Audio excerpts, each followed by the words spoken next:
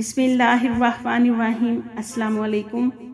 एक ज़ख्मी को जब एक हेलीकॉप्टर लेकर उड़ा तो अचानक उसके मुंह से आवाज़ निकली कि मेरी तो टांग नीचे ही रह गई है। करीब ही नहर थी, वहाँ से मैंने पानी पीने की कोशिश की लेकिन पानी गंदा था। अगर हम इस हादसे की बात करें तो नबी कायनात की एक हदीस मुबारक मेरे सामने है। नाजरीन, अतवार के रोज़ एक ट्रेन के हादसे में ऐसे मनाजिर देखने को मिले कि क़यामत याद आ गई। एक ज़ख्मी को जब एक हेलीकॉप्टर लेकर उड़ा तो अचानक उसके मुंह से आवाज़ निकली कि मेरी टांग तो नीचे ही रह गई है और मेरी वालदा भी नीचे रह गई है। टांग उसकी निकाली नहीं जा सकी। उसकी वालदा बेचारी वफ़ात पा चुकी थी। अचानक ये हादसा ऐसे वक्त में पेश आया जब किसी को संभलने का मौका न मिला। एक बच जाने वाले शख्स बताते हैं कि अचानक धचका लगा और मैं ट्रेन से बाहर गिर गया और कलाबाजियाँ खाता हुआ शदीद ज़ख्मी हुआ, मगर शुक्र है कि मैं बच गया। करीब ही नहर थी, वहाँ से मैंने पानी पीने की कोशिश की लेकिन गंदा पानी था। लेकिन वही पानी मैंने जब चीखने चलाने वालों को तड़पते और तरसते देखा तो हाथों में पानी लेकर मैं उन्हें पिलाता रहा। एक शख्स का कहना है कि मेरी बीवी और बच्चे ट्रेन में सो रहे थे कि अचानक ये हादसा पेश आ गया जिसमें मैं ज़ख्मी हो गया, लेकिन अपने ज़ख्मों के बजाय अपनी बीवी और बच्चों की तरफ लपका। उनको निकालना मेरे लिए इतना मुश्किल हो गया और मुझे अपनी बेबसी पर रोना आ गया कि मैं कैसी कैफियत में हूँ। नाजरीन, 30 के करीब अफराद बताए जा रहे हैं जो अल्लाह को प्यारे हो गए हैं और 80 से ज़्यादा हो सकता है, इससे भी ज़्यादा तादाद हो, और जो बच गए हैं वो ज़िंदगी भर कोई ना कोई माजूरी में मुब्तला हो गए हैं। एक तरफ ये मनाजर थे तो दूसरी तरफ ट्रेन के ड्राइवर का कहना है कि ट्रेन की रफ्तार 50 किलोमीटर फ़ी घंटा थी, जबकि इस ट्रैक पर रफ्तार 105 किलोमीटर फ़ी घंटा है। मालूम नहीं कैसे अचानक हादसा हो गया। नाजरीन, एक शख्स का कहना था कि मैं बहुत बेबसी में अपनों के पास बैठा था। इस हादसे में मेरे अजीज़ो कारब इतने नीचे फंसे हुए थे कि मैं निकाल नहीं सकता था और अचानक मेरे कंधे पर एक हाथ आया। उन्होंने कहा, पीछे हटिए, हम इन्हें निकाल लेंगे। तो नाजरीन, कहा यह जाता है कि अगर करीबी गांव के लोग फरिश्ते बनकर पानी लेकर, खाना लेकर और अपनी इमदादी कुव्वत लेकर ना पहुंचते तो हादसे में कई लोग वफात पा चुके होते।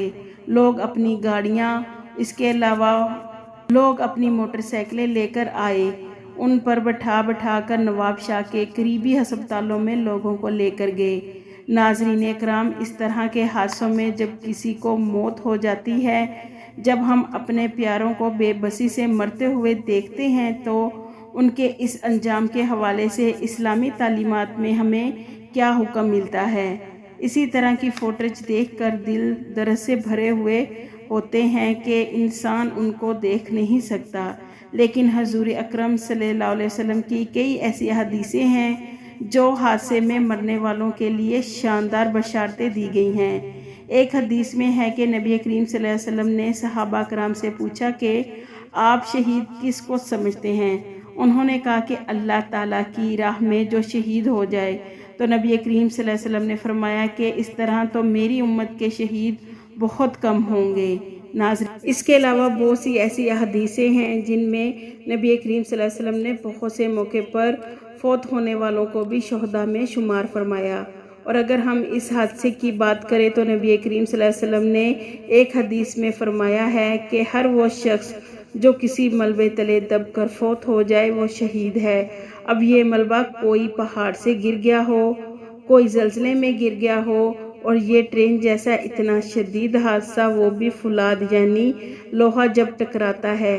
कहा जाता है कि इस ट्रेन के 19 डब्बे थे, जिनमें से 9 डब्बे ट्रेन की पटरी पर रहे और 10 डब्बे पटरी से गिर गए हैं। इनमें से 2 तो बिल्कुल टूट गए हैं और 3 नीचे गिर गए और बाकी डब्बों को भी हादसा पेश आया।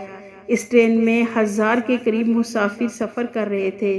तो नाजरीन, हमारे मुल्क में जब भी इस तरह के हादसे होते हैं तो उनकी इंक्वायरी की कोई भी तसल्ली बख्श रिपोर्ट सामने नहीं आती।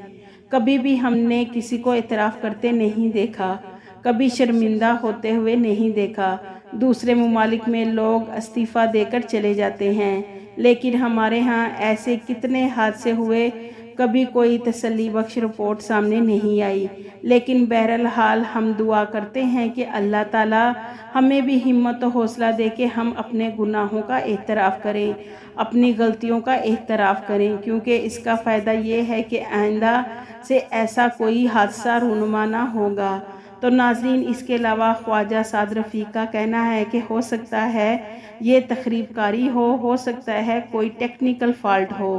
تو ناظرین، سعد رفیق نے اس بات کا اعتراف کیا کہ ہمارے پاس وسائل کی کمی ہے، مینٹیننس کا بڑا مسئلہ ہے، جس کی وجہ سے ایسے نتائج سامنے آتے ہیں۔ تو ناظرین، خواجہ سعد رفیق کا کہنا ہے کہ عنقریب اکتوبر 2023 میں چین کے ساتھ ML1 پروجیکٹ سائن کرنے جا رہے ہیں۔ تو یہ حکومت تسلسل کے ساتھ کام کرتی رہی تو اگلے 4-5 سالوں میں ہم ایک دنیا کے معیار کی ٹرین پاکستان کو دے سکیں گے۔ دعا کرتے ہیں کہ اللہ تعالیٰ اہل لوگوں کو محکموں میں کام کرنے کی توفیق عطا فرمائے، آمین۔